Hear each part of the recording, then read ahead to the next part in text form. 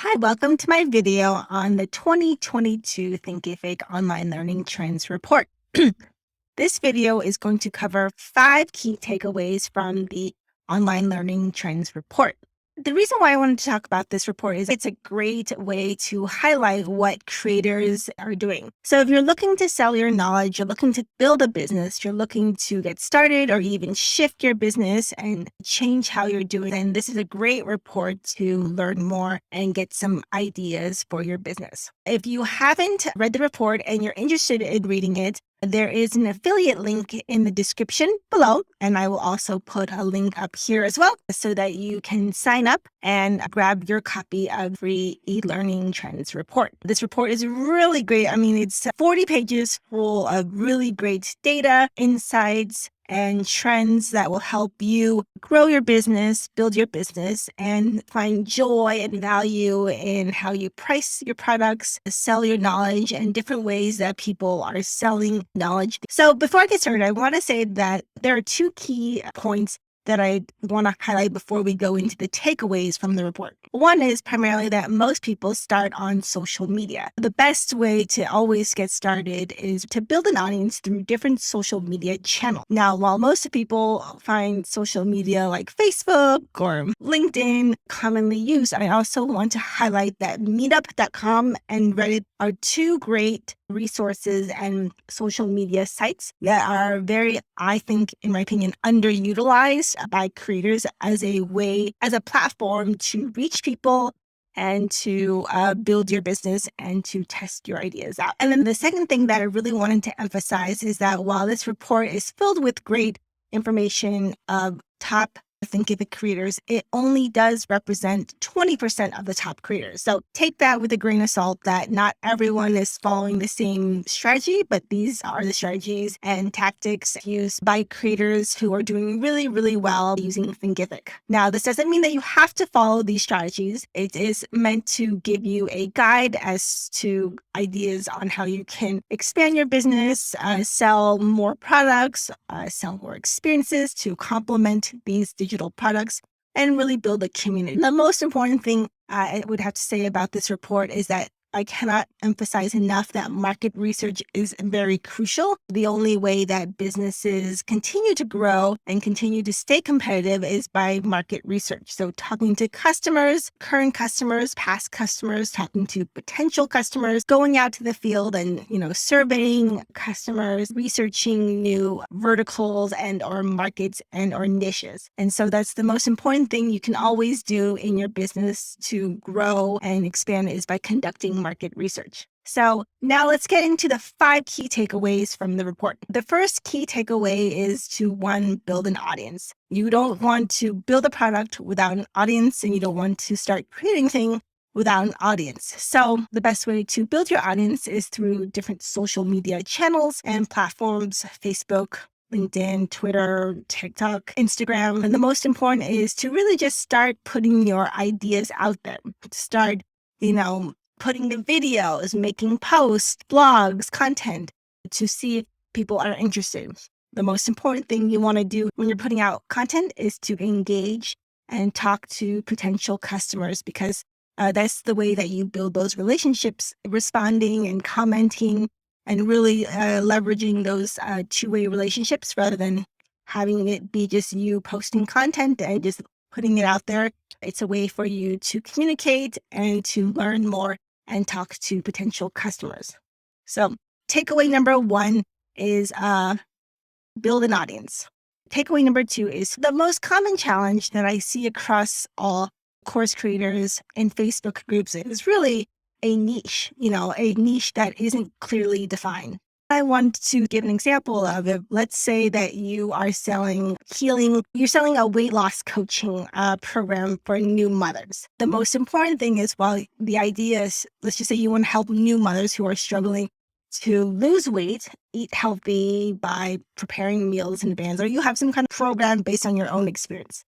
The most important thing is that, if you have this idea, if you want to sell like weight loss to new moms, you want to drill down into that niche further. So new moms, what does that look like? Is it all new moms? Is it, moms with a specific budget range, because if you think about it, whatever you're selling, if it's a course or if it's a live experience or it's a hybrid experience, whatever you're selling, it really has to relate to a market that will buy. If you don't have a market that is willing to pay what you want to sell, then there's no point in even building.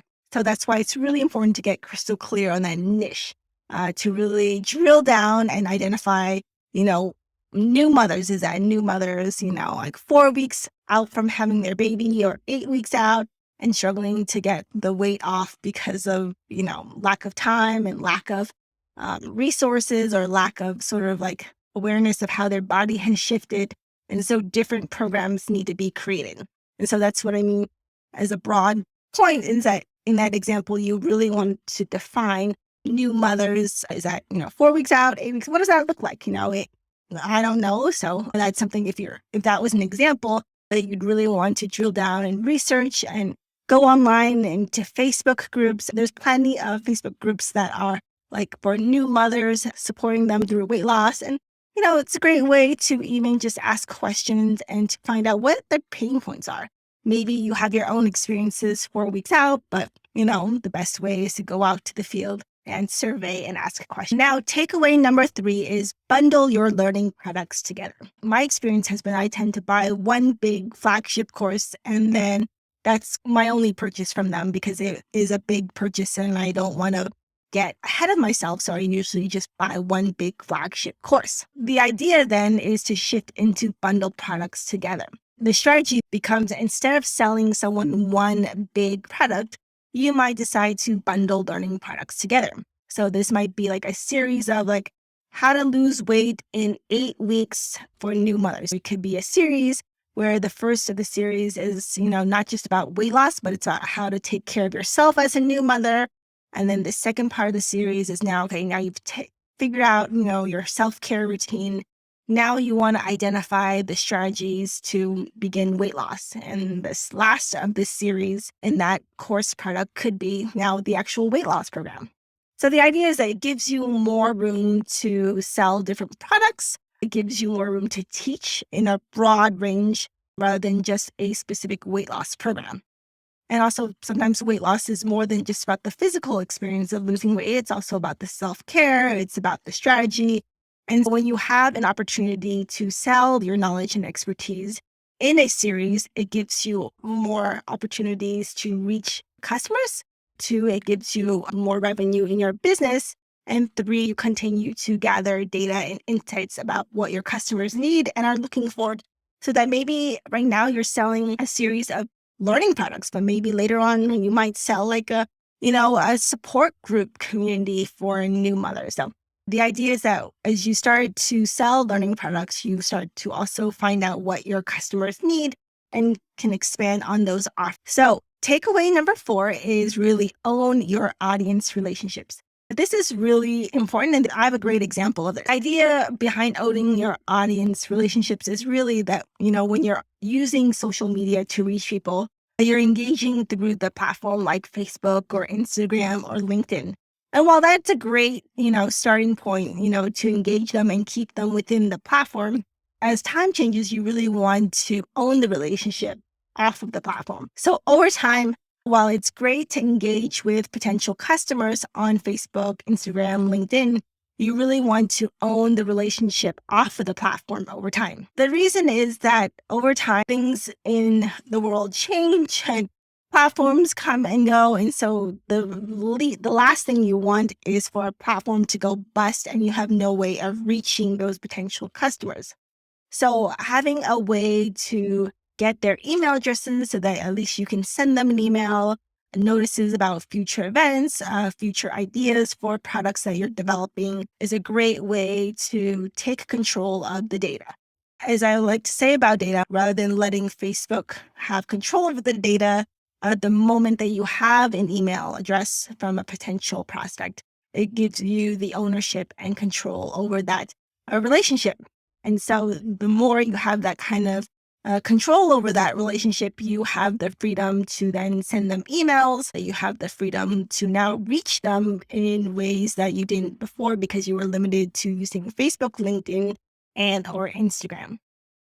And so a great example of this is that I run a coding meetup group on Meetup, and we have been primarily, before the pandemic, online. Before the pandemic, we were mostly in person. And then when we adapted and became more of a virtual/hybrid group, we really realized that we had no way of reaching previous attendees besides Meetup. We had, some email addresses here and there by sending out surveys through Google Forms, but we had no real organized and no cohesive way of collecting people's email addresses to let them know some of the changes we have planned now that things have opened up. So that's why it's super important to own the data and to take control of that data and to get customers' email address so that you can let them know and communicate with them on a regular basis. And now takeaway number 5. Takeaway number 5 is really value-based pricing. As I mentioned before, my experiences has been where I buy one big flagship course from a creator, and then that's my only purchase from them because I've already invested one and I don't want to get ahead of myself and buy too much before I've completed any of the programs. Instead of selling one big flagship product, you may want to consider selling a membership. So where you can sort of continue to offer access to your content and share new content and offer new content over time. And you're building a community around your content. That's really valuable because people really invest in relationships and community. And so when you can build a community where people are engaging through your knowledge and engaging with each other, they're more likely to buy from you rather than buy a one-time big product. The idea is you can switch to value-based pricing. You'll notice that it is easier to sell to customers because the pricing allows you to revenue in your business consistently versus a one-time period on sales. If you want to sell a big flagship product, it's not that you can't, it's just suggested and the experience of top creators that you really allow yourself to receive more and to have more sales and have more engagement by selling a membership with more cost-effective pricing over time. And the last thing I want to say is also subscription pricing is becoming much more common than before. It really allows people to spread out their payments over time. It's also less fees and also builds a long-term engagement with your customers. So those are the top 5 takeaways from the 2022 Thinkific Online Learning Trends Report. If you have any questions, leave a comment and I'm happy to give you more insights. If you want to check out the report, grab your copy by clicking on the affiliate link below and let me know what questions you potentially have. I will talk to you soon. Thanks again.